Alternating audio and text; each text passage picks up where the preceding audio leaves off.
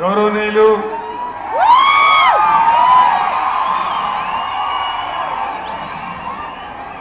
మల్కాజిగిరి నియోజకవర్గ బీఆర్ఎస్ అభ్యర్థి శ్రీ రాగిడి లక్ష్మారెడ్డి గారు, గౌరవ శాసనసభ్యులు వివేక్ గౌడ్ గారు, మాజీ మంత్రివర్యులు పెద్దలు మేడ్చల్ ఎమ్మెల్యే శ్రీ మల్లారెడ్డి గారు, కూకట్పల్లి ఎమ్మెల్యే శ్రీ మాధవరి కృష్ణరావు గారు, మన శంబీపూర్ రాజు ఎమ్మెల్సీ గారు,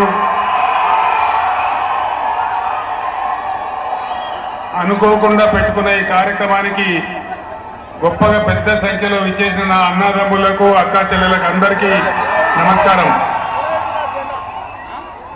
బండి అపరాధ బాబు పోలీస్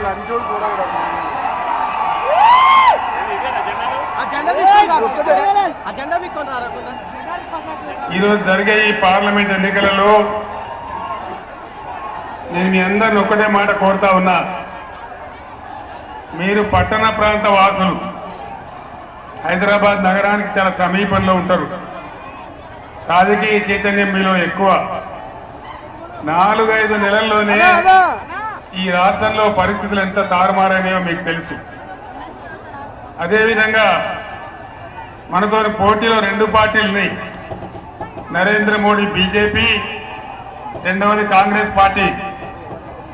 భారతీయ జనతా పార్టీ అధికారంలోకి వచ్చి ఈ దేశంలో 10 సంవత్సరాలు గడుస్తా ఉంది. 150 నినాదాలు ఇచ్చినాడు నరేంద్ర మోడీ. 150. సబ్కా సాత్ సబ్కా వికాస్ ఏమన్నా అయ్యిందా? ఏం జరగలేదా? నరేంద్ర మోడీ చెప్పిండు ఆ రోజు, బీజేపీని గెలిపిస్తే విదేశాలలో ఉన్న నల్లధనం తెచ్చి ప్రతి ఇంటికి 15 లక్షలు ఇస్తామన్నారు. వచ్చినాయా? ఏం మీకు వచ్చినాయట కదా 30 లక్షలు? లేదు 30 వచ్చినాయట. రాలేదా? ఈటల రాజేందర్ చెప్తుండా? రాలేదా? మరి ఏం చేయాలి? 3 లక్షల మెజార్టీతో లక్ష్మారెడ్డి గారిని గెలిపించాలి. అంతేనా? బేటీ పడావో బేటీ బచావో ఏమైనా జరిగిందా? వికసిత్ భారత్ ఏమైనా జరిగిందా? అమృత్ కాల్ వచ్చిందా? వచ్చే దీన్ని వచ్చినాయా? అంటే అంత వట్టి ట్రాషే, ఏం లేదు. రూపాయి విలువ డాలర్ వ్యతిరేకంగా చూస్తే 84 రూపాయలకు పడిపోయింది. చాలా భయంకరంగా దెబ్బతిన్నది. ఎక్స్పోర్ట్స్ బంద్ అయిపోయినాయి, ఇంపోర్ట్స్ పెరిగినాయి, దేశం యొక్క విదేశీ మారక నిల్వలు పడిపోయినాయి.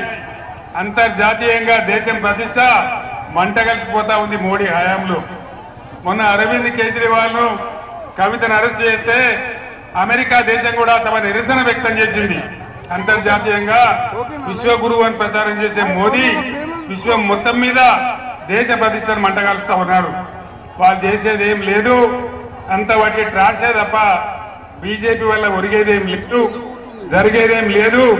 పైగా మోడీ మనకు మోసం చేసినాడు. హైదరాబాద్ నగరంలో బీఆర్ఎస్ ప్రభుత్వ హయాంలో ఐటీ రంగాన్ని ఎంత అభివృద్ధి చేసినామో మీకు తెలుసు. ITIR, information technology investment reason మన హైదరాబాద్కు ఉండే, చట్టం ప్రకారం ఉండే, దాన్ని కూడా తీసేసినాడు. అదేవిధంగా ఏందా పర్లేదా, ఐటీఐఆర్ తీసుకొని పోయినాడు. తెలంగాణకు వచ్చిన 7 మండలాలు మనకు 400 మెగావాట్ల పవర్ ఇచ్చేటువంటి సీలేరు పవర్ ప్రాజెక్టు తీసుకెళ్లిపోయి ఆంధ్రాకి అప్పచెప్పినాడు. మళ్ళా ఇప్పుడు ఏమంటున్నాడు, మీ గోదావరి జలాలు, మీ కృష్ణా జలాలు తీసుకుపోయి తమిళనాడు, కర్ణాటక ఇస్తా అంటున్నాడు. ఒప్పుకుందామా? యుద్ధం చేద్దామా? యుద్ధం చేయాలంటే మన కృష్ణాకి, మన గోదావరి మనకే దక్కాలంటే మరి లక్ష్మణ లాంటి వీరులు గెలిస్తేనే పార్లమెంట్లో రేపు గొంతు పట్టుకుంటారు. ఇంకో పార్టీ కాంగ్రెస్ పార్టీ వచ్చిన 5 నెలల్లో బీఆర్ఎస్ గవర్నమెంట్ లో శివారు ప్రాంతాలలో మల్కాజిగిరి నియోజకవర్గం ప్రాంతంలో మంచినీటి సరఫరా ఎట్లా ఉండే మీ అందరికీ తెలుసు. పుష్కలంగా నీళ్లు తెచ్చి ఇచ్చినాం, కొత్త పైప్ లైన్లు వేసినాం, కొత్త ట్యాంకులు కట్టినాం.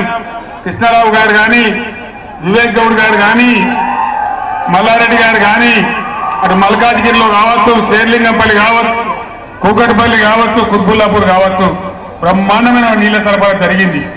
మరి ఇలా మళ్ళా నీళ్ల ట్యాంకులు కొనుక్కునే పరిస్థితి ఎందుకు వస్తా ఉంది? ఎందుకు నీళ్లు తక్కువైపోయినాయి? ఎందుకు భూముల ధరలు పడిపోయినాయి? ఎందుకు రియల్ ఎస్టేట్ ఆగిపోయింది?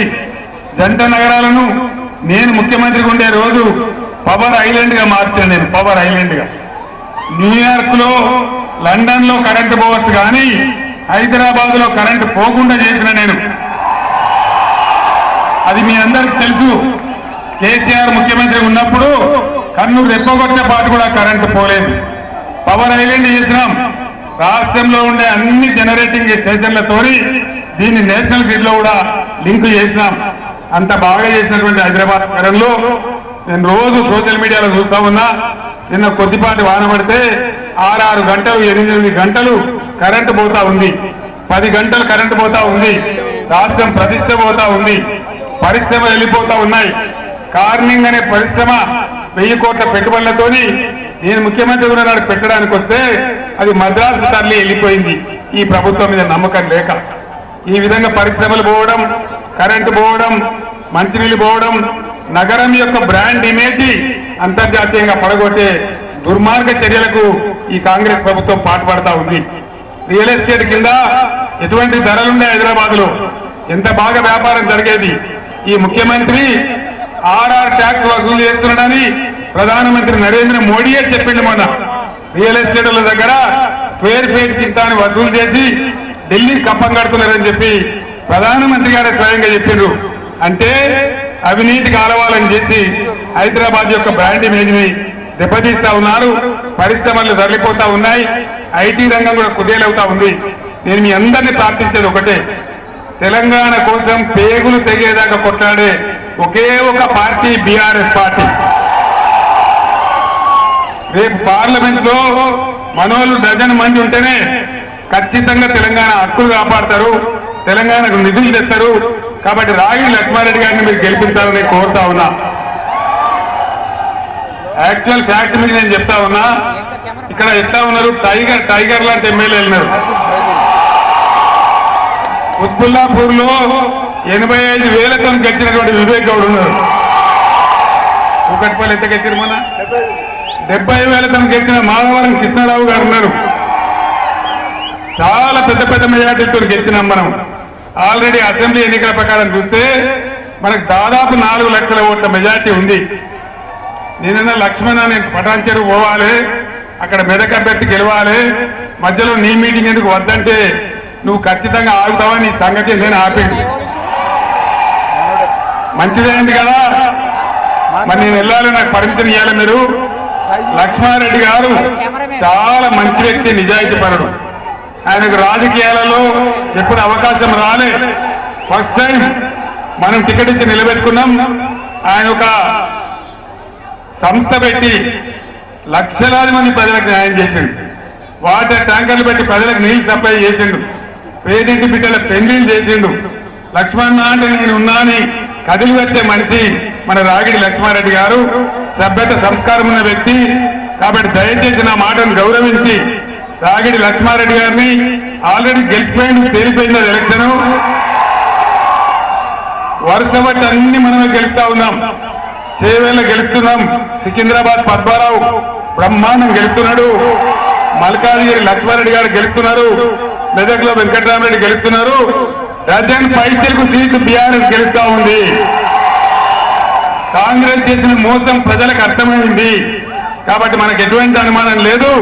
లక్ష్మారెడ్డి గారిని భారీ మెజార్టీతో గెలిపించాలని, ఇంకో 5-6 రోజులు కార్యకర్తల నాయకులు అందరూ కష్టపడాలని మీ అందరినీ కోరుతూ, అనుకోకుండా పెట్టిన మీటింగ్ కు ఇంత భారీ సంఖ్యలో నాకు స్వాగతం తెలిపినందుకు మీ అందరికీ కూడా పేరు పేరున ధన్యవాదాలు తెలియజేస్తూ నేను సెలవు తీసుకుంటా ఉన్నా. జై తెలంగాణ, జై తెలంగాణ. కారు గుర్తుకే, కారు గుర్తు.